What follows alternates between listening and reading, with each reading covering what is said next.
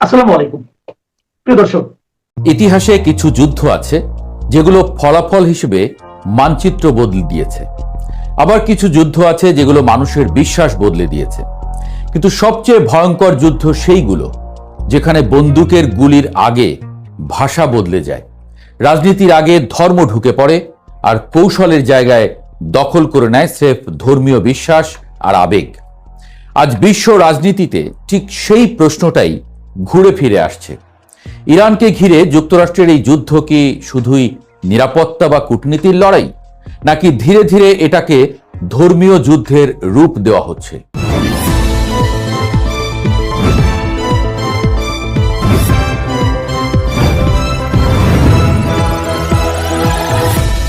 America একজন ধার্মিক যুদ্ধমন্ত্রী পেয়েছে, কারণ যুদ্ধের নেতৃত্বে থাকা মানুষটির ভাষা, বিশ্বাস, লেখা এবং বক্তব্য সবকিছু মিলিয়ে নতুন এক বিতর্ক তৈরি করেছে। বলছি মার্কিন প্রতিরক্ষা মন্ত্রী পিট হেগসেথের কথা। তিনি নিজেই বহুবার বলেছেন পৃথিবী এখন একটি ক্রুসেডের মুহূর্তে দাঁড়িয়ে আছে। ক্রুসেড এই শব্দটা ইতিহাসে শুধু যুদ্ধ বোঝায় না, এটি বোঝায় ধর্মের নামে যুদ্ধ, বিশ্বাসের নামে সংঘর্ষ আর পবিত্র দায়িত্ব হিসেবে লড়াই করার ধারণা। যখন একটি পরাশক্তির প্রতিরক্ষা মন্ত্রীর নিজের লেখা বই আমেরিকান ক্রুসেড, তখন সেটি শুধু ব্যক্তিগত মতামত থাকে না, সেটি হয়ে ওঠে রাজনৈতিক সংকেত। ইরান যুদ্ধের মাঝেই দেওয়া এক সাক্ষাৎকারে তিনি বলেছেন যুক্তরাষ্ট্রের পাশে রয়েছে সর্বশক্তিমান সৃষ্টিকর্তা এবং মার্কিন সেনারা ঐশ্বরিক সুরক্ষার মধ্যে রয়েছে। এই বক্তব্য সাধারণ রাজনৈতিক ভাষা নয়, এটি এমন ভাষা যা যুদ্ধকে কৌশলগত সিদ্ধান্ত থেকে তুলে এনে নৈতিক ও ধর্মীয় দায়িত্বে রূপ দেয়। আর এখানেই শুরু হয় বিতর্ক, কারণ আধুনিক বিশ্বে রাষ্ট্রগুলো সাধারণত যুদ্ধকে ব্যাখ্যা করে নিরাপত্তা, প্রতিরক্ষা বা জাতীয় স্বার্থ দিয়ে। কিন্তু যখন যুদ্ধকে ব্যাখ্যা করা হয় ঈশ্বরের ইচ্ছা হিসেবে, তখন যুদ্ধ আর কেবল যুদ্ধ থাকে না, সেটি হয়ে যায় বিশ্বাসের লড়াই। হেগসেথের বক্তব্যে বারবার একটি বিষয় উঠে আসে। তিনি মনে করেন যুক্তরাষ্ট্র একটি খ্রিস্টান প্রধান রাষ্ট্র, আর এখন সেই পরিচয় ধরে রাখার সংগ্রাম করা তার প্রয়োজন। তার মতে বিশ্ব রাজনীতি শুধু ক্ষমতার লড়াই নয়, এটি একটি বৃহৎ নৈতিক সংঘর্ষ, যেখানে খ্রিস্টান সভ্যতা এবং ইসলামপন্থী শক্তির মধ্যে দীর্ঘমেয়াদী দ্বন্দ্ব চলছে। এই বক্তব্য থেকে বোঝা যায় তিনি ইসলামকে নিজের ধর্মের শত্রু ভাবছেন। এই দৃষ্টিভঙ্গি নতুন নয়, ইতিহাসে বহুবার দেখা গেছে যখন কোনো রাষ্ট্র নিজেকে ঈশ্বর নির্বাচিত মনে করে, তখন তার সামরিক সিদ্ধান্তগুলোও নৈতিক বৈধতা পেতে শুরু করে।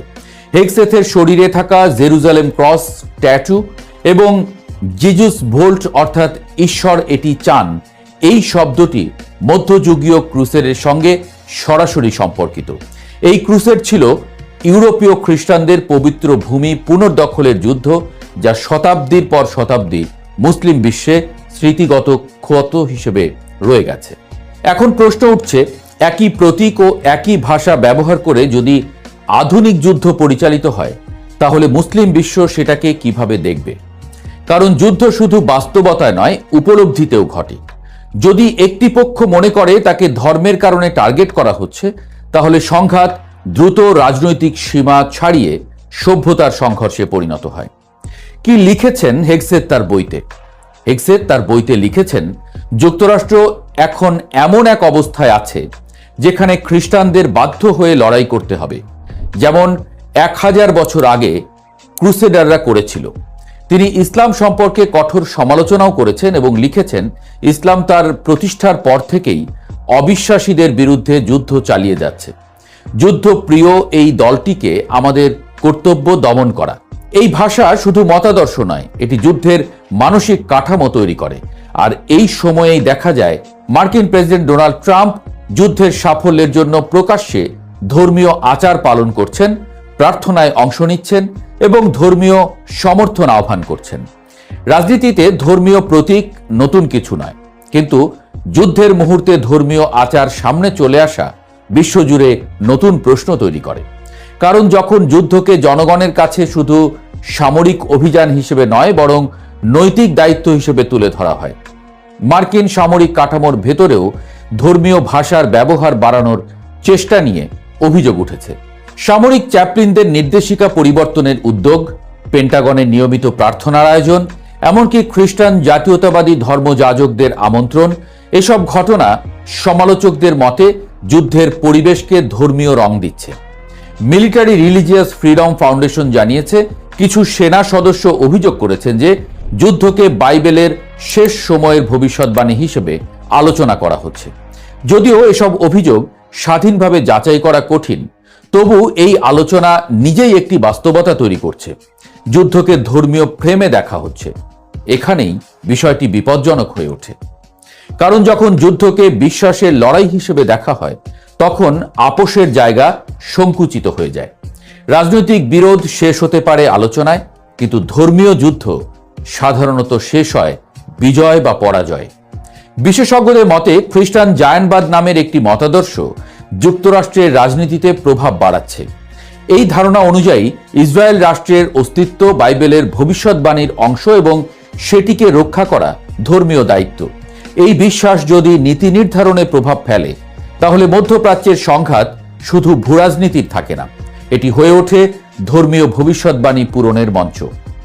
এবং এখানেই মুসলিম বিশ্বের উদ্বেগ, কারণ তারা এটিকে শুধু ইরানের বিরুদ্ধে যুদ্ধ হিসেবে দেখছে না, বরং বৃহত্তর মুসলিম পরিচয়ের বিরুদ্ধে চাপ হিসেবে দেখার ঝুঁকি তৈরি হচ্ছে। ইতিহাস বলছে ক্রুসেডের স্মৃতি এখনো মধ্যপ্রাচ্যের রাজনৈতিক চেতনায় জীবন্ত। তাই একই ধরনের ভাষা আবার ফিরে এলে সেটি দ্রুত আবেগ তৈরি করে। সমালোচকরা বলছেন এই ভাষা অনিচ্ছাকৃতভাবেও যুদ্ধকে ধর্মীয় সংঘর্ষ হিসেবে প্রতিষ্ঠা করতে পারে। আর একবার যদি এই ধারণা প্রতিষ্ঠিত হয়ে যায়, তাহলে সংঘাতের পরিধি আর সীমাবদ্ধ থাকে না। কারণ তখন প্রতিটি হামলা শুধু সামরিক আঘাত নয়, বরং বিশ্বাসের উপরে আঘাত হিসেবে ব্যাখ্যা হয়। বিশ্ব রাজনীতির সবচেয়ে বড় বাস্তবতা হলো উপলব্ধি। আপনি যুদ্ধকে যেভাবেই ব্যাখ্যা করুন না কেন, অন্য পক্ষ যদি সেটিকে ধর্মযুদ্ধ হিসেবে দেখে, তাহলে বাস্তবতা সেই দিকে মোড় নেয়। আজকের প্রশ্ন তাই খুব সরল কিন্তু গভীর। যুক্তরাষ্ট্র এবং ইসরায়েল কি সত্যিই ধর্মযুদ্ধ চালাচ্ছে, নাকি তাদের ভাষা এবং বিশ্বাস যুদ্ধকে সেই দিকে ঠেলে দিচ্ছে? হয়তো উত্তর এখনো স্পষ্ট নয়, কিন্তু ইতিহাস আমাদের একটি সতর্কতা দেয়। যখন যুদ্ধের যুক্তি হয়ে ওঠে ঈশ্বর, তখন যুদ্ধ থামানো সবচেয়ে কঠিন হয়ে যায়। কারণ তখন সৈন্যরা শুধু দেশের জন্য লড়ে না, তারা মনে করে তারা তাদের ধর্মের জন্য জীবন উৎসর্গ করছে। আর বিশ্বাসের যুদ্ধ কখনো ছোট থাকে না। ইরান যুদ্ধ তাই শুধু মধ্যপ্রাচ্যের আরেকটি সংঘাত নয়, এটি এমন এক মুহূর্ত যেখানে বিশ্ব রাজনীতি ধীরে ধীরে নতুন ভাষা শিখছে, ধর্ম, পরিচয় এবং সভ্যতার ভাষা। প্রশ্নটা এখন আর শুধু কে জিতবে সেটি নয়, প্রশ্নটা হলো এই যুদ্ধ কি পৃথিবীকে আবারও পুরনো পথে নিয়ে যাচ্ছে, যেখানে মানুষ মানচিত্রের জন্য নয়, বিশ্বাসের জন্য লড়াই করত। আর যদি সেই পথেই বিশ্ব হাঁটা শুরু করে, তাহলে সামনে যে সময় আসছে সেটি শুধু রাজনৈতিক সংকট হবে না, এটি হতে পারে এক নতুন বৈশ্বিক ধর্মীয় উত্তেজনার যুগ। এবং হয়তো ইতিহাস একদিন এই সময়টাকে স্মরণ করবে সেই মুহূর্ত হিসেবে, যখন আধুনিক যুদ্ধ আবার মধ্যযুগীয় ভাষায় কথা বলতে শুরু করেছিল। মার্কিন প্রতিরক্ষা মন্ত্রীর শরীরে স্পষ্ট করে লেখা আছে আরবি শব্দ কাফের। ইসলাম ধর্ম মতে দাজ্জালের শরীরেও নাকি লেখা থাকবে কাফের। মধ্যপ্রাচ্য ঘিরে যা শুরু হয়েছে, তাতে কেউ কেউ বলছেন দুনিয়া সেই সময়ে এসে উপস্থিত হয়েছে যখন নাকি দাজ্জালের আবির্ভাব ঘটবে। পৃথিবীতে ফিরে আসবেন ঈসা আলাইহিস সালাম, মতান্তরে মসিহ বা খ্রাইস্ট। তো সেটা কবে ঘটছে তাহলে?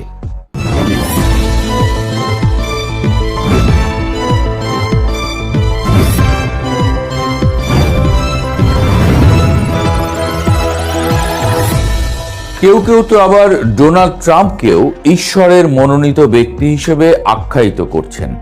কিন্তু অন্য সব আলোচনার বাস্তবতা থাকুক কিংবা নাই থাকুক, আমেরিকান সৈন্যদের বোঝানো হয়েছে ইরান যুদ্ধটা আসলে ধর্মযুদ্ধ। যুক্তরাষ্ট্রের প্রতিরক্ষা মন্ত্রী স্বয়ং যেটাকে বলছেন আমেরিকান ক্রুসেড নামে, আসলেই সেই সময় এলো তাহলে? গত 5ই মার্চ হোয়াইট হাউসের ওভাল অফিস রীতিমতো ধর্মীয় প্রতিষ্ঠান হয়ে ওঠে। একদিকে যখন ইরানের ক্ষেপণাস্ত্রগুলো মধ্যপ্রাচ্যের বিভিন্ন মার্কিন ঘাঁটি এবং ইসরায়েলে আঘাত হানছে, অন্যদিকে তখন মার্কিন প্রেসিডেন্ট ডোনাল্ড ট্রাম্প তার রিজোলুট ডেস্কে চোখ বন্ধ করে ধ্যানে মগ্ন। তার চারপাশে দাঁড়িয়ে আছেন জনাবিষেক প্রভাবশালী মার্কিন ধর্মযাজক ও ইভাঞ্জেলিক্যাল ধর্মগুরু। কেউ তার কাঁধে হাত রেখেছেন, কেউ বা দুহাত শূন্যে তুলে ঈশ্বরের কাছে প্রার্থনা করছেন। এই ভিডিওটি সামাজিক যোগাযোগ মাধ্যম এক্সে শেয়ার করেছিলেন হোয়াইট হাউসের deputy chief of staff Dan Scavino. আমাদের গ্রামগঞ্জে যেমন কেউ বিপদে পড়লে ফকির ওঝা ডেকে বান কাটানোর চেষ্টা করেন, ট্রাম্পের ইরান যুদ্ধজনিত ফাঁড়া কাটানোর জন্য এটি যেন ঠিক তেমনই এক আয়োজন। এই প্রার্থনা সভার আয়োজক ছিলেন ট্রাম্পের দীর্ঘদিনের আধ্যাত্মিক পরামর্শক পলা হোয়াইট। সেখানে প্যাস্টর টম মিউলিন্সকে বলতে শোনা যায়, পিতা, আমরা প্রার্থনা করি যিশুর নামে আপনার স্বর্গীয় আশীর্বাদ ট্রাম্পের উপরে বর্ষিত হোক এবং আমাদের সৈন্যদের উপরও বর্ষিত হোক। আমেরিকান ইতিহাসে যুদ্ধে জয় পাওয়ার জন্য কোনো মার্কিন প্রেসিডেন্ট হোয়াইট হাউসে এভাবে ধর্মীয় নেতাদের ডেকে প্রার্থনার আয়োজন করেননি। বিশেষজ্ঞদের মতে এই আয়োজন নিছক কোনো ধর্মীয় আচার ছিল না, এর পেছনে লুকিয়ে আছে এক গভীর রাজনৈতিক ও ধর্মীয় অঙ্ক। গ্রেটার ইসরায়েল এবং বাইবেলের ভবিষ্যৎবাণী। এই অঙ্কের সবচেয়ে বড় দুই খেলোয়াড় হলেন ডোনাল্ড ট্রাম্প এবং ইসরায়েলের প্রধানমন্ত্রী বেনিয়ামিন নেতানিয়াহু, যিনি সম্প্রতি নিহত বা আহত হয়েছেন বলে তীব্র গুঞ্জন শুরু হয়েছে। তাদের কথাবার্তা শুনলে সবার কাছেই মনে হয় ইরান যুদ্ধটা কোনো রাজনৈতিক সংঘাত নয়, এটি ধর্মীয় দায়িত্ব। গত 20 ফেব্রুয়ারি ইসরায়েলে নিযুক্ত মার্কিন রাষ্ট্রদূত মাইক হাকাবি এক সাক্ষাৎকারে খোলামেলাভাবেই বলে দেন, ইসরায়েল যদি পুরো মধ্যপ্রাচ্য দখল করে নেয় তাতে দোষের কিছু নেই, কারণ বাইবেলের জেনেসিস 15-18 শ্লোক অনুযায়ী ঈশ্বর নাকি নীল নদ থেকে ইউফ্রেটিস নদী পর্যন্ত বিস্তৃত ভূখণ্ড ইসরায়েলকে দেওয়ার প্রতিশ্রুতি দিয়েছেন। এই প্রতিশ্রুত ভূখণ্ডকেই তারা বলে গ্রেটার ইসরায়েল। গাজায় গণহত্যার সময় ইসরায়েলি সেনাদের পোশাকে এই গ্রেটার ইসরায়েলের মানচিত্র আঁকা ব্যাজ দেখা গিয়েছিল। নেতানিয়াহু স্বয়ং বলেছেন তারা এমন এক রাজ্য প্রতিষ্ঠা করতে চাইছেন যা তাদের মসিহ বা ত্রাতার আগমন নিশ্চিত করবে। অর্থাৎ তারা এই যুদ্ধগুলোকে দেখছেন বাইবেলে বর্ণিত আর্মাগেডন বা পৃথিবীর শেষ মহাযুদ্ধের প্রস্তুতি হিসেবে। ইসলামের পরিভাষায় এই যুদ্ধকেই বলা হয় মালহামাতুল কুবরা। ট্রাম্প কি ঈশ্বরের মনোনীত মসিহ? ডোনাল্ড ট্রাম্পের ব্যক্তিগত ধর্মাচরণ নিয়ে অনেক প্রশ্ন থাকলেও ইভাঞ্জেলিক্যাল খ্রিস্টানদের কাছে তিনি এক মহামানব। ইভাঞ্জেলিক্যালরা হল প্রোটেস্ট্যান্ট খ্রিস্ট ধর্মের একটি বিশেষ ধারা, যারা বিশ্বাস করে যিশুর পুনরাগমন বা সেকেন্ড কামিং খুব সন্নিকটে। আর এই পুনরাগমনের জন্য কিছু পূর্ব শর্ত রয়েছে। ইহুদিদের ইসরায়েলে ফেরা, জেরুজালেমে ইহুদি নিয়ন্ত্রণ প্রতিষ্ঠা, আল-আকসা মসজিদ ভেঙে থার্ড টেম্পল বা তৃতীয় মন্দির নির্মাণ এবং আর্মাগেডনের যুদ্ধ। এই ইভাঞ্জেলিক্যালরা মনে করেন ট্রাম্প সেই ব্যক্তি যিনি এই শর্তগুলো পূরণে সাহায্য করছেন। তিনি যখন মার্কিন দূতাবাস তেল আবিব থেকে জেরুজালেমে সরিয়ে নেন, তখন থেকেই তারা তাকে ঈশ্বরের মনোনীত নেতা ভাবতে শুরু করেন। ট্রাম্পও তার এই ভোট ব্যাংককে সন্তুষ্ট রাখতে সব রকম চেষ্টা চালিয়ে যাচ্ছেন। ইরান যুদ্ধকে তিনি হয়তো এই ইভাঞ্জেলিক্যালদের কাছে সেই শেষ মহাযুদ্ধের সূচনা হিসেবেই তুলে ধরতে চাইছেন। পিট হেগসেথ এবং 21 শতকের ক্রুসেড। ট্রাম্পের প্রতিরক্ষা মন্ত্রী পিট হেগসেথ এই ধর্মীয় উন্মাদনাকে আরও এক ধাপ এগিয়ে নিয়ে গেছেন। তিনি নিজেকে প্রতিরক্ষা মন্ত্রী নয়, যুদ্ধমন্ত্রী পরিচয় দিতেই বেশি স্বাচ্ছন্দ্য বোধ করেন। 2020 সালে লেখা তার বই American crusade our fight to stay ফ্রিতে তিনি খোলাখুলিভাবেই ইসলাম ও বামপন্থার বিরুদ্ধে ধর্মযুদ্ধের ডাক দিয়েছেন। তার গায়ে আঁকা ট্যাটুগুলো এই উগ্র চিন্তাধারার বহিঃপ্রকাশ বলে মনে করেন অনেকে। তার বুকে জেরুজালেমের ক্রস এবং একাদশ শতকের ক্রুসেডারদের রণধ্বনি ডিউস বুল্ট লেখা ট্যাটু রয়েছে, যার অর্থ ঈশ্বর এটাই চান। সবচেয়ে আতঙ্কের বিষয় হলো তার হাতের একটি ট্যাটুতে আরবি হরফে বড় করে লেখা রয়েছে কাফের। ইসলামিক বিশ্বাস অনুযায়ী দুনিয়ার শেষ সময়ে যে দাজ্জালের আবির্ভাব ঘটবে তার কপালে কাফের লেখা থাকবে। একজন মার্কিন প্রতিরক্ষা মন্ত্রীর শরীরে এমন ট্যাটু দেখে অনেকেই বিস্মিত এবং শঙ্কিত। সিবিএস নিউজকে দেওয়া এক সাক্ষাৎকারে হেগসেথ সরাসরি বলেছেন তারা একটি ধর্মীয় আর্মাগেডনের বিরুদ্ধে লড়ছেন এবং এই যুদ্ধে ঈশ্বর আমেরিকার সঙ্গে আছেন। দাজ্জাল, থিয়েল এবং ভ্যাটিকানের রুদ্ধদ্বার বৈঠক। যখন পুরো মধ্যপ্রাচ্যে আর্মাগেডনের হাওয়া বইছে, ঠিক তখনই রোমে ভ্যাটিকানের খুব কাছে সিলিকন ভ্যালির প্রযুক্তি ধনকুবের পিটার থিয়েল দাজ্জাল বা এন্টিক্রাইস্ট নিয়ে এক সিরিজ রুদ্ধদ্বার বক্তৃতা দিচ্ছেন। পেপাল এবং প্যালান্টির এই সহ প্রতিষ্ঠাতা বিশ্বাস করেন দাজ্জাল এমন একজন ব্যক্তি হিসেবে আবির্ভূত হবে যে কিনা কৃত্রিম বুদ্ধিমত্তা, জলবায়ু পরিবর্তন বা তৃতীয় বিশ্বযুদ্ধের ভয় দেখিয়ে পুরো বিশ্বের জন্য একটি ওয়ান ওয়ার্ল্ড অর্ডার বা একক বিশ্ব ব্যবস্থা প্রতিষ্ঠা করবে।